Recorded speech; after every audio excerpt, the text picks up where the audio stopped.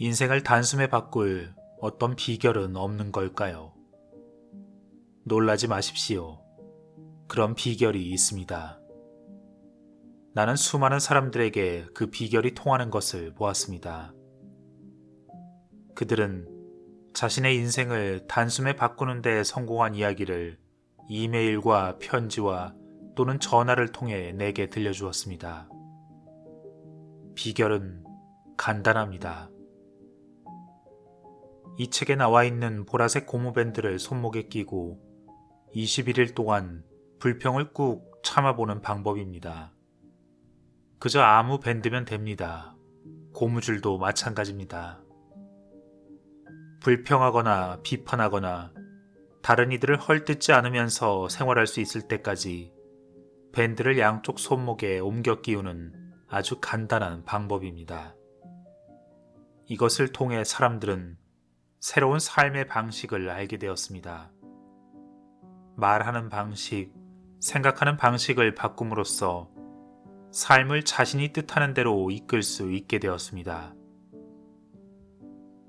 불평을 참아내는 시도를 해본 뒤 사람들은 내게 만성 스트레스가 사라졌고 사람들과의 관계가 몰라보게 좋아졌으며 직장 생활이 확 피었고 전보다 더 행복한 사람이 되었다고 얘기해 주었습니다. 당신이 가진 PC의 하드디스크, 온갖 잡동사니와 쓸모없는 프로그램, 묵은 데이터로 얽혀서 작동이 굼 떠지고 툭하면 멈추기 일수인 그 하드디스크. 당신 의식의 하드디스크. 그걸 새로 포맷하는 겁니다. 밴드의 사용법은 다음과 같습니다. 첫째, 한쪽 손목에 밴드를 착용한 뒤 21일간 불평을 참아보기로 결심합니다. 둘째, 자신이 불평을 하고 있거나 누군가를 험담 또는 비난하고 있다는 것을 깨달을 때마다 밴드를 한쪽 손목에서 다른 쪽 손목으로 옮겨 끼우고 처음부터 다시 시작합니다. 셋째, 같은 밴드를 끼우고 있는 사람이 불평하고 있는 것을 보면 그에게 밴드를 옮겨 끼우라고 깨우쳐 줄 수 있습니다. 하지만 그럴 때는 자신도 밴드를 옮겨 끼워야 합니다. 왜냐하면 당신도 다른 이들의 불평에 대해 불평하는 셈이기 때문입니다. 넷째, 밴드를 계속해서 착용합니다. 단 하루도 불평 없이 21일을 보내려면 수개월이 걸릴 수도 있습니다. 경험자들에 따르면 평균 4개월에서 8개월이 걸린다고 합니다. 너무 힘든 일이라고 부담을 가질 필요는 없습니다. 해야 할 일이래 봐야 겨우 우리 입에서 나오는 불평과 비난과 험담을 참는 것 뿐이니까요. 그런 말들이 입에서 나오면 그것을 의식하고 처음부터 다시 시작하는 것 뿐입니다. 단, 생각 속에서만 불평을 하는 것은 자유입니다. 하지만 여러분이 이 과정을 계속하다 보면 생각 속에서조차 불평이 사라질 것입니다. 지금 당장 시작하십시오. 고무밴드가 없다고 미룰 필요도 없습니다. 아무 밴드나 차거나 동전이나 작은 돌멩이를 한쪽 주머니에서 다른 쪽 주머니로 옮겨 넣는 것도 괜찮습니다. 무엇이든 스스로 의식을 하고 점검할 수 있는 방법이면 됩니다. 무엇보다 지금 당장 시작하십시오. 그리고 당신이 이것을 시작했을 때 당신은 아마 깜짝 놀랄 것입니다. 왜냐하면 우리가 모르는 사이의 불평은 우리 안에 너무나 만연해 있기 때문입니다. 이 책을 읽으면서 당신은 우리가 무엇에 대해 불평하는지, 그리고 왜 불평하는지, 또 불평으로부터 얻는 것이 무엇인지, 불평이 우리 삶에 얼마나 파괴적으로 작용하는지, 어떻게 하면 우리 주변의 사람들이 불평하는 것을 멈추게 할 수 있는지에 대해 알게 될 것입니다. 또한 이토록 유해한 표현 형태를 우리 삶에서 뿌리 뽑는 단계에 대해서도 알 수 있을 것입니다. 그리고 계속 노력을 하다 보면 스스로 더 이상 불평하지 않으면 물론이고 주변 사람들도 함께 변모한다는 것을 깨닫게 될 것입니다. 왜 하필 고무밴드죠? 마르시아가 물었습니다. 실제로 많은 사람들은 스스로 원하지도 않는 행위에 무의식적으로 이끌려 다니고 있습니다. 나는 그들이 그 원치 않는 행위에 이끌려 다니는 것보다 원하는 것에만 초점을 맞춰 살도록 하는 방법을 일깨워주고 싶었습니다. 마음속에 있는 생각이 결과를 지배한다는 거죠? 맞아요, 마르시아. 바로 그거예요.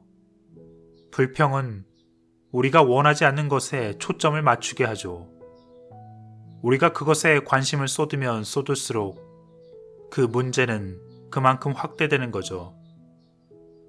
그러니까 우리는 사람들이 자기 삶에서 불평을 뿌리 뽑을 수 있도록 도울 필요가 있어요. 그때 고무밴드는 아주 유용한 자극제가 될 거예요. 밴드를 바꿔 끼는 순간 자신도 모르게 불평하고 있었다는 사실을 깨닫는 거죠. 그렇게 해서 또다시 무의식적으로 불평하기 전에 스스로 의식하게 만드는 거예요. 그런데 왜 21일이죠? 달걀이 부화해서 병아리가 되기까지 21일이 걸리는데 사람도 새로운 행동을 습득해서 습관으로 만드는 데는 21일이 걸린다는 얘기를 들은 적이 있어요. 연속해서 21일입니다. 불평하지 않고 비판하지 않고 험담도 하지 않고.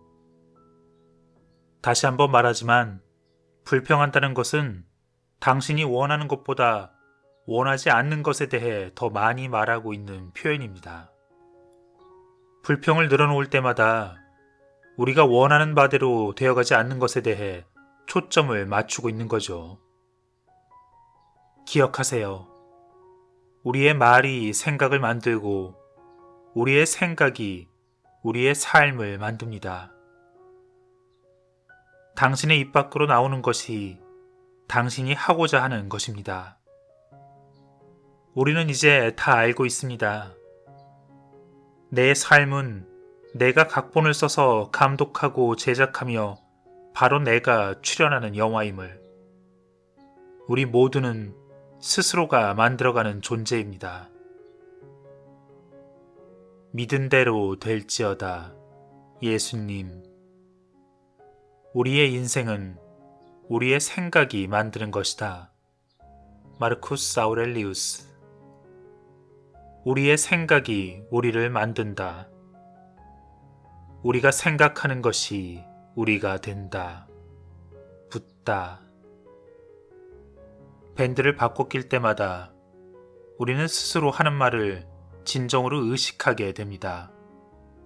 그렇게 함으로써 자신의 생각에 주의를 기울이게 되고, 그렇게 될 때 내 삶은 내 자신이 원래 선택한 방향으로 변화할 수 있고 궁극적으로 다시 창조될 수 있습니다.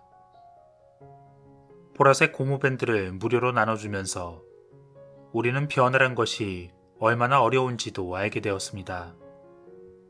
당장 나 역시 첫날에는 손이 닳도록 밴드를 이리저리 바꿔 끼워야 했으니까요. 밴드를 차고 나서야 스스로 그렇게 긍정적이라 생각했던 나조차 얼마나 불평을 많이 늘어놓고 있었는지 깨달았으며 하루에도 수십 번씩 이 짓을 그만두고 싶기도 했습니다. 하지만 교회 사람들 모두가 나를 지켜보고 있었고 끝까지 포기하지 않고 노력을 했고 드디어 2달여 만에 21일을 채울 수 있었습니다. 도중에는 평소에 친한 친구들 중 일부와 지낼 때는 그들이 불평을 많이 한다는 것도 알게 되었고 그래서 되도록 이들을 피하기로 했습니다. 처음에는 죄책감이 들었지만 내 밴드가 제자리에 있는 게 중요했습니다. 그리고 더 중요한 것은 나 자신이 조금씩 더 행복해지기 시작했다는 것입니다. 내가 이 책을 쓰는 동안 우리는 80여 개 국가에 600만 개의 보라색 고무밴드를 보내주었습니다. 세상은 불평으로 넘쳐난다. 그리고 우리가 원했던 세상은 지금과 같은 세상이 아니다. 많은 사람들이 이 두 가지 진술에 동의할 것입니다. 나는 이 두 가지 진술이 상호 연관이 있다고 생각합니다. 사람들은 보통 건강하고 행복하고 조화로운 세상을 바라보기보다는 주로 실수하고 잘못한 것에 초점을 맞추는 경향이 있습니다. 아마 당신도 그랬을지 모릅니다. 하지만 당신도 세상을 변화시키고 싶다는 마음의 소리에 응답했기 때문에 이 책을 읽고 있는 것입니다. 당신 스스로가 더 이상 세상에 널린 문제의 일부가 아니라 해결책의 하나가 되고 싶은 것입니다. 그러므로 당신 스스로 변화의 본보기가 될 수 있습니다. 나는 종종 우리 집 마당에 잔디를 깎다 지나가는 차들이 속력을 내는 걸 보면 운전자들에게 속도를 줄이라고 소리치곤 했습니다. 때로는 소리치는 것으로도 모자라서 속도를 내지 말라고 두 팔을 휘젓기도 했습니다. 하지만 유감스럽게도 운전자들은 거의 속도를 줄이지 않고 내 눈길을 피해 지나칠 뿐이었습니다. 그 중에 가장 신경 거슬리게 했던 차는 노란색 스포츠카였는데 그 차를 몰고 다니는 젊은 여성은 내가 아무리 소리치고 팔을 흔들어대도 늘 속력을 내며 집 앞을 지나가곤 했습니다. 어느 날, 그날도 뒤뜰에서 잔디를 깎고 있었고 아내는 집 앞에서 꽃을 심고 있었는데 그 차가 여느 때와 마찬가지로 빠르게 다가왔습니다. 그때는 내가 무슨 짓을 하든 소용없으리라 생각하고 아무런 행동도 하지 않았습니다. 그런데 그 차가 집 앞을 지나갈 때 갑자기 브레이크 등이 들어오면서 속도가 줄어드는 것이었습니다. 나는 놀랐습니다. 그 차가 그렇게 천천히 지나간 것은 처음이었습니다. 게다가 늘 뾰루퉁한 표정이던 그 여성은 살짝 웃고 있기도 했습니다. 궁금해진 나는 잔디깎기 기계를 끄고 앞들로 가서 그 여자가 어떻게 차의 속도를 줄였는지 아내에게 물어보았습니다. 아내는 나를 쳐다보지도 않고 이렇게 대답했습니다. 간단해요. 내가 그녀한테 미소 짓고 손을 흔들어 주었거든요. 나는 놀라서 소리쳤습니다. 뭐라고? 그러자 아내는 다시 말했습니다. 그녀가 마치 내 오랜 친구인 것처럼 미소 짓고 손을 흔들어 주면 그녀도 미소로 화답하면서 속도를 줄여요. 몇 달 동안이나 나는 비난을 통해 그 여성으로 하여금 속도를 줄이게 만들려 노력했습니다. 나는 그녀가 잘못된 운전 습관을 갖고 있다는 것을 일깨워주려 했습니다. 하지만 아내는 그녀를 친절로 대했고 그녀도 친절로 화답했습니다. 생각해보니 이것이야말로 상식적인 행동이었습니다. 그녀는 차를 몰고 지나갈 때 내가 외치는 소리를 듣지 못했을 테지만 내 행동은 아마도 그녀의 눈에 바보처럼 보였을 것입니다. 그녀의 눈에 나는 잔디깎기 기계에 앉아 화를 내고 있는 이상한 남자로 보였을 것입니다. 내 눈길을 피해 성급히 지나쳐가는 것이 당연했습니다.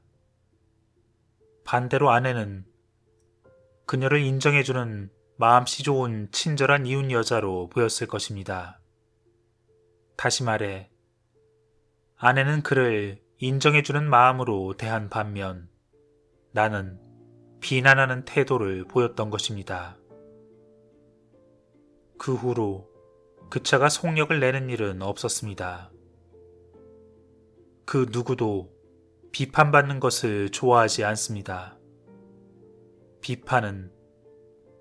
비판의 대상이 되는 태도나 행동을 변화시키기는커녕 오히려 강화하는 결과를 초래합니다. 비판은 누군가의 또는 어떤 것의 결점을 찾아내는 일입니다. 비판을 받은 사람은 자신의 행위를 정당화할 필요를 느낍니다. 그들에게 비판은 부당한 것이고 자신이 가진 모든 수단을 동원해서 역공을 취합니다. 내가 고함을 치면 칠수록 속도를 더 내는 것입니다. 나는 어느 한적한 도로를 지나다 그 표지판을 발견했습니다. 평범한 마분지로 만들어지고 보통의 막대기 위에 붙어 있었는데 거기에는 행복하면 경적을 울리세요 라고 쓰여 있었습니다. 그 표지판 주인의 순진함에 고개를 가로젓고 행복은 무슨, 행복이 뭔데? 라고 중얼거렸습니다. 당시에 나는 인생은 고통스럽고 힘든 것이라 생각했습니다. 몇 주 우연히 다시 그 도로를 아내와 딸과 함께 지나고 있었는데 나는 다시 그 표지판을 보았고 순간 아무 생각 없이 경적을 울렸습니다. 갑자기 왜 그래요, 여보? 길에 뭐가 있어요? 아니, 길가에 행복하면 경적을 울리세요란 표지가 있길래 그냥 울려봤어. 그 말을 들은 딸 리아는 깔깔거리며 웃었습니다. 그 표지판은 리아에게는 정말 타당한 말이었습니다. 아이들에게 삶은 순간 속에 있는 것이고 그 순간은 행복을 의미했습니다. 다음 순간이 되면 그 순간도 행복이 됩니다. 경적을 울리고 그 행복한 순간을 맞이하는 것입니다. 그날 늦게 집으로 돌아오면서 그 표지판을 지나칠 때 갑자기 리아가 소리쳤습니다. 아빠, 경적을 울려요. 경적을. 그때까지도 나는 그날 친구, 가족들과 보낸 즐거운 시간은 잊어버리고 다음날 나를 기다리고 있는 많은 일들을 생각하며 피곤함과 짜증, 심지어는 두려움마저 느끼고 있었습니다. 나는 전혀 행복한 기분이 아니었지만 딸아이를 즐겁게 해주기 위해 경적을 눌렀습니다. 하지만 다음 순간 나에게 일어난 일은 결코 잊을 수 없었습니다. 갑자기 내 마음 깊숙한 곳에서 잠시나마 행복감이 느껴졌습니다. 마치 경적이 나를 행복하게 해준 것처럼 그것은 아마도 일종의 파블로프 반응일지도 모릅니다. 그 이후 거기를 지날 때마다 나는 경적을 울렸고 그럴 때마다 나의 정서적 온도가 올라감을 깨달았습니다. 어느 날 아내는 터지는 웃음을 참으며 집으로 들어왔습니다. 오늘 운전하다 실수로 다른 차의 진행을 방해했는데 그 차가 옆에 붙더니 욕을 하고는 경적을 울렸어요. 그게 뭐가 그렇게 재밌어? 그 사람이 경적을 누르자 리아가 엄마, 저 사람은 행복해 라고 말하는 거잖아요. 나 또한 웃음을 터뜨렸습니다. 아이는 얼마나 아름다운 시각을 갖고 있는가. 시간이 흐르면서 나는 누가 왜 그 표지판을 세웠을까 궁금해졌습니다. 당시에 나는 보험을 판매하는 일을 하고 있었는데 마침 그 도로 주변에서 약속이 있었습니다. 그리고 그 일을 마친 후에 그 표지판을 누가 세웠을까 하는 궁금증으로 그 표지판에서 가장 가까운 집에 들러보기로 했습니다. 곧 그 집을 찾았고 단순하지만 매우 잘 가꿔져 있는 집이었습니다. 어떻게 물어볼지 고민했지만 주인은 아주 친절히 들어오시죠 라며 나를 따뜻하게 맞아주었습니다. 나는 그 표지판을 봐온 지가 1년이 넘었다고 얘기했고 그 남자는 미소를 띠면서 자신이 그 표지판을 세웠으며 그 표지판에 대해 물어본 사람은 내가 처음이 아니라고 했습니다. 저는 고등학교 야구 코치입니다. 아내와 저는 이곳 해변에서 사는 것을 좋아해서 몇 해 동안 행복하게 살았지요. 그의 투명하고 푸른 눈이 나를 꿰뚫어보는 것 같았습니다.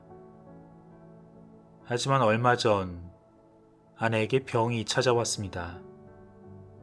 의사들은 자신들이 할 수 있는 일이 아무것도 없다고 하더군요.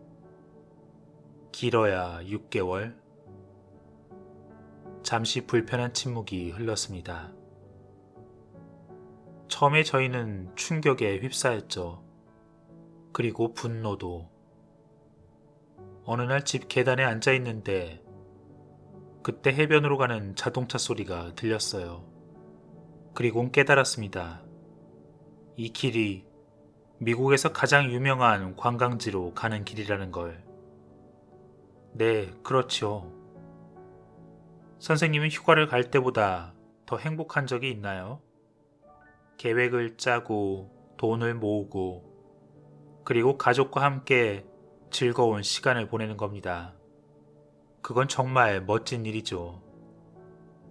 그때 저는 여기 계단 위에 앉아 있다가 불현듯 제 아내는 지금 아프지만 행복은 그녀와 함께 사라지지 않을 거라는 생각이 들었어요. 사실 행복은 우리 주위 어디에나 있는데 매일 우리 집에서 몇백 미터 떨어진 곳을 지나가는 그 수백만 대의 차 안에도 행복이 있잖아요. 그래서 저는 그 표지판을 세웠습니다. 처음엔 거기에 아무런 기대도 하지 않았어요. 그저 사람들이 차 안에서 그 순간을 당연한 것으로 여기지 않기만 바랬습니다. 저는 사람들이 자신이 가장 아끼는 사람들과 함께하는 특별하고 다시는 돌아오지 않는 순간을 즐겨야 하고 그 순간의 행복을 인식해야 한다고 생각했습니다. 서로 다른 경적 소리가 연이어 빠르게 들려왔습니다.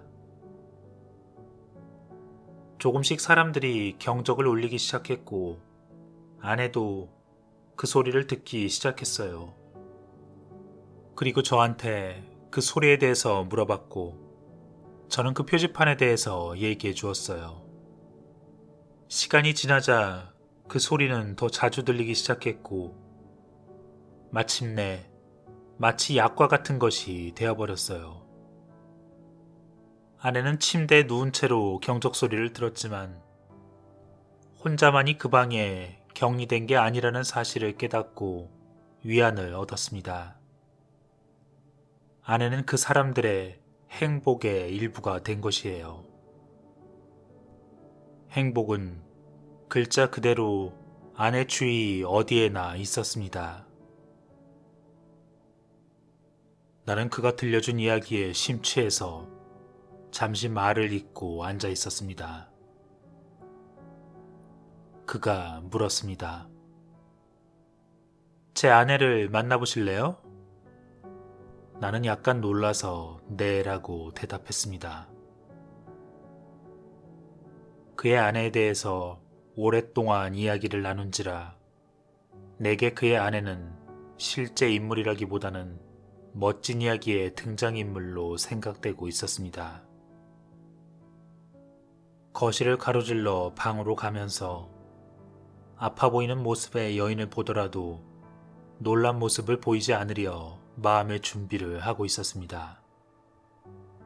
하지만 막상 그 방에 들어섰을 때 내가 본 사람은 환하게 미소 짓고 있는 여자였습니다. 그의 아내는 마치 멀쩡한 사람이 병든 채 하는 것처럼 보였습니다. 그때 밖에서 또 다른 경적 소리가 들리자 그녀가 말했습니다. 아마 이건 해리스가 울리는 소리일 거예요. 그들이 울리는 경적을 다시 들으니 기분이 좋아요. 한동안 저 가족의 경적 소리를 기다려왔는데 나와 인사를 나눈 뒤 그녀는 내게 자신의 삶이 이전과 마찬가지로 풍요롭다고 말해 주었습니다. 그녀는 밤낮에 걸쳐 하루에도 수백 번의 경적 소리를 들었다고 했습니다. 새소리, 트럼펫 소리, 우레소리 등 그 다양한 경적 소리는 그녀가 살고 있는 세상에 행복이 존재한다는 것을 그녀에게 말해주고 있다 했습니다. 그들은 제가 여기 누워 그 소리를 듣고 있다는 것을 모르죠. 하지만 저는 그들을 압니다. 저는 그들이 울리는 경적 소리로 그들을 알 수 있는 경지에 도달했거든요. 저는 그들에 관한 이야기를 만들어냈어요. 해변에서 여가를 보내거나 골프를 치는 모습, 비 오는 날이면 수족관에 있거나 쇼핑하는 것을 상상해 보지요. 또 밤에는 그들이 놀이공원을 찾거나 별빛 아래서 춤추는 것을 상상해 봐요. 얼마나 행복한 삶인가요? 얼마나 행복한. 그녀는 곧 잠에 빠져들었고 우리는 함께 일어나 침실 밖으로 나왔습니다. 그는 말없이 나를 문 밖까지 배웅해 주었습니다. 그리고 나는 문득 깨달았습니다. 의사들이 길어야 6개월을 넘기지 못할 거라고 말했다고 하셨죠? 그는 무슨 뜻인지 잘 안다는 듯 엷은 미소를 지며 말했습니다. 맞습니다. 제가 그 표지판을 본 지 벌써 1년이 훨씬 넘었네요. 정확히 그렇습니다. 조만간 저희 집에 다시 한번 들러주세요. 그 표지판은 그 후로도 한참 동안 그곳에 서 있었습니다. 하지만 어느 날 갑자기 그 표지판이 보이지 않았고 그러자 갑자기 울컥하는 기분이 들었습니다. 그 부인은 역경을 극복한 거야. 그리고 얼마 뒤 나는 그 도로를 지나다 그곳이 가까워지자 처음으로 행복이 아닌 슬픔의 감정을 느꼈습니다. 혹시 바람이나 비 때문에 망가진 게 아닐까 싶어 다시 한번 살펴보았으나 정말 보이지 않았습니다. 내면에 어둠이 밀려오는 것을 느꼈습니다. 하지만 그 도로상에서 정확하게 그 표지판이 있던 지점에 이르렀을 때 나는 새로운 것을 발견했습니다. 그 마분지와 막대기로 만들어진 표지판이 서 있던 자리에 새로운 표지판이 세워져 있었습니다. 밝은 노란색 배경에 번쩍이는 불빛으로 테두리를 한 너비 2m, 높이 1m 정도 되는 새 표지판이었습니다. 그 새 표지판의 양쪽에는 크고 빛나는 글씨가 새겨져 있었습니다.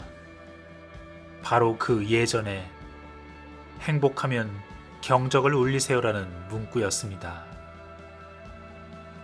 갑자기 눈물이 흘러내렸습니다. 눈물이 그렁그렁한 채 나는 그 남자와 그의 아내에게 내가 지나가고 있음을 알려주기 위해 경적에 몸을 기댔습니다. 나는 그녀가 미소를 지으며 저기 위리 가네요 라고 말하는 것을 상상할 수 있었습니다. 그 멋진 부부는 그녀가 처한 현실, 의료 전문가들이 확인한 현실에 정신을 빼앗기기보다는 서로의 도움으로 자신 주변의 훌륭한 것들에 정신을 집중했습니다. 그렇게 함으로써 그녀는 역경을 극복했고 삶을 포용했으며 많은 사람들을 감동시켰습니다.